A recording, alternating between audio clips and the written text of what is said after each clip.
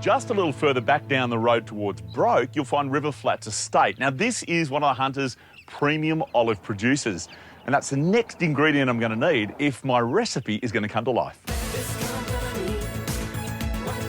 I tell you, I love the Hunter at this time of the year. The light just glints silver off the trees. It is a beautiful place to be. How long have you been here?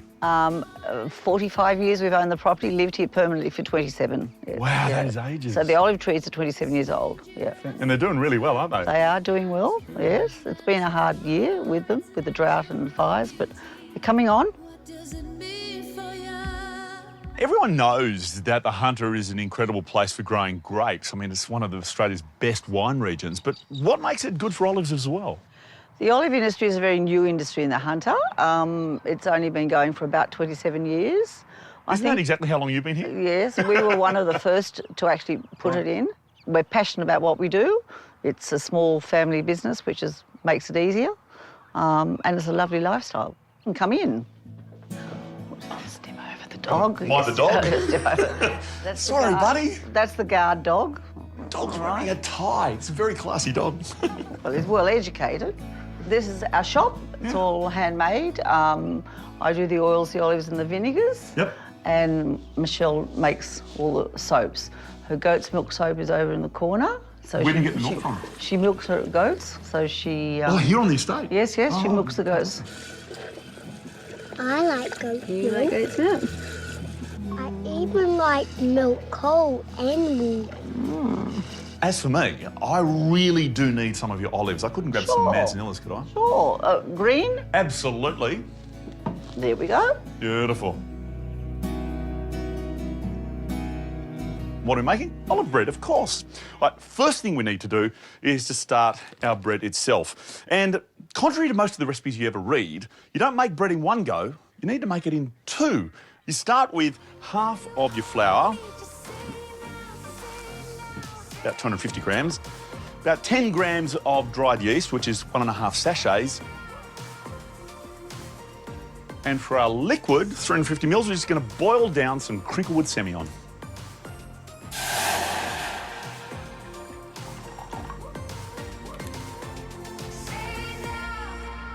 Now, at this point, what you're going to do is to mix that through just on a low to medium speed. One extra tip you should keep in mind, the wine should be neither hot nor cold, we call blood temperature. That way you're going to get perfect results. All right, this now just needs to beat for about 10 minutes until it's really thick and sticky. And then we'll cover it and set it aside.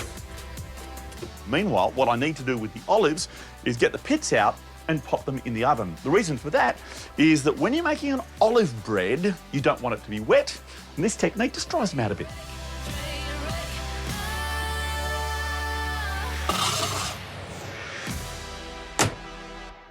Well, it's been about an hour and a half, which means that the sponge should be just about done. Yeah, no, that's fantastic. It started to collapse in on itself, and that's what we're really looking for. So using the dough hook, it's just a matter of adding the rest of that flour along with some salt. This is just 10 grams for this amount. Olives, of course. And some of that rosemary we got from Rod's place at Crinklewood. It's going to taste good. Now, we can pop it into a bowl and let it rise.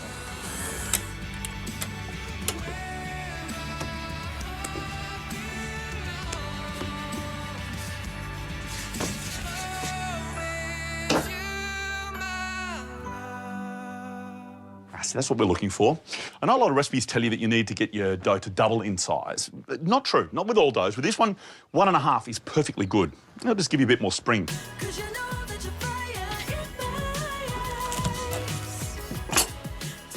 All you need to do with the dough is to shape it roughly into a baguette shape. It's nice and tight, like so, and we'll pop that on the trays. I've actually divided it into two because the oven, while it's extremely cool old oven, it's not real big inside, so I'm going to do two smaller trays. If you've got a big oven at home, feel free to do one, and then we'll need to let it rise again. After that, well, I'll show you when it's risen. All you need is a pair of scissors and you make some snips up either side. These snips, or you could slash it, are where the loaf will actually grow in the oven. That's why we do it. Speaking of the oven, all up, this is going to take probably 35 minutes or so at around 200 degrees.